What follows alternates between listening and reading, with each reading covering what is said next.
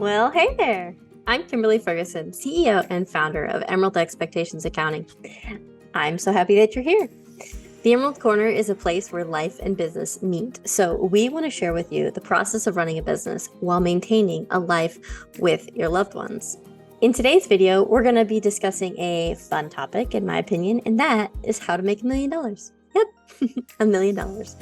Now, some of you might be thinking, Kimberly, I seriously just started my business. I'm not ready to think about $1 million. And if that's you, I'm going to challenge you to just go ahead and think a little bit bigger. Do you have any idea how many small business owners started out making less than $50,000 a year and ended up making over $1 million? Let me give you a hint. It's a lot. Almost 3 million. Yeah. I'll be honest with you and tell you that percentage-wise, it's a much smaller number. It's only about 9% of small businesses that do that amount of sales in just 1 year. But that doesn't mean it's not possible. You have to be willing to work hard and really put in the effort to grow this big, of course. And you also have to be pretty strategic and methodical, but there is a method to their madness. So today I'm going to give you a little bit of a sneak peek into that madness. So how do you make $1 million? Let's start with the first thing. How much really is $1 million, right? So $1 million is $83,333 per month in sales. It's also $19,230 per week in sales. And it's also $2,747 per day in sales, okay? It doesn't quite seem as big when you break it down like this, right? Okay. That should show you right away that this number is actually completely attainable. Okay, so next we have to figure out how to get to that number of daily sales, right? There are a lot of factors in figuring out how to make this much in sales each month, right? So first, what is the amount of your average sale? So if you're in retail, this might look like something like maybe $50 per sale, and it might feel like a lot to get to $27.47 per day, but that's only a total of 54 sales per day. Now, depending on where you're at in your business, that might feel like a lot if you just started maybe, but any experienced retailer could tell you that 54 sales per day isn't that crazy, actually. I mean, think about it. If you're open from, let's say, 12 hours a day from 8 a.m. to 8 p.m., that's really only 5 sales per hour. So that's not bad, right? What about if you're a consultant or someone else in the service industry, for example? So let's say your average sale is $500. So that's 166 sales per month. Or if your average transaction is like $5,000, it's only 17 sales per month. Whether these sound like big numbers to you or not probably depends on how many people you close compared to how many people you offer your services to. So let's say that your close rate is 10%, or every 1 out of 10 people that you offer your services to accepts, okay? That means you have to speak to 170 people per month. Compared to, let's say, you have a 20% close rate, you're only looking at 85 people that you have to talk to.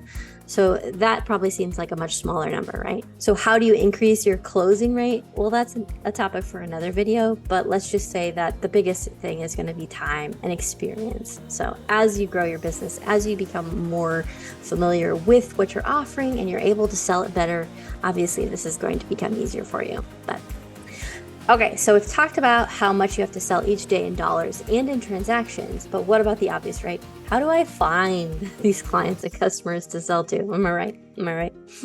Well, here's the tough part. You can easily go online, set up a Facebook or Google Ads account, and then get new clients that way, right? But also, that costs a pretty good change most of the time, right? So the method that a lot of people recommend, and I personally go for, is just networking. Yep. Good old-fashioned networking. Now, this doesn't necessarily have to be done the old-fashioned way, although it definitely can be. Getting to know people in your community and gaining their trust is one tried and true method that has worked in businesses for probably centuries, I'd say. You can attend networking meetings that are like made for referrals, where you're surrounded by other business owners who are trying to sell to other business owners. Or you can attend events that are maybe free, where you can go and just meet a ton of people. Or, of course, you can just meet with people one-on-one and get to know them on a more personal level.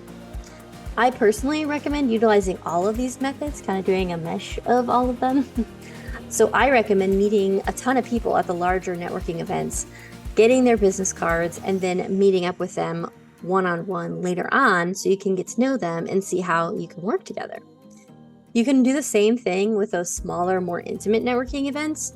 And you can also do the same thing online, though it's a little tougher to break the barriers of social media in my personal experience. Keep in mind that the best technique is always to kind of give first, and remember that you're not trying to sell them.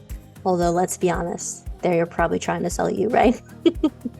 But if you give value first, whether that's a referral to a friend, free samples, free advice, or whatever comes to mind for your small business, then eventually you will receive, right?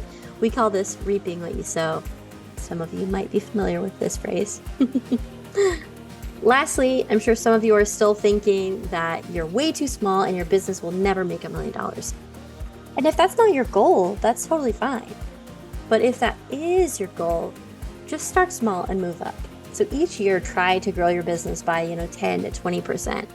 After a few years, you'll be shocked at how much your revenue is, and you'll see that $1 million is truly an attainable number if you're willing to put in the time and effort.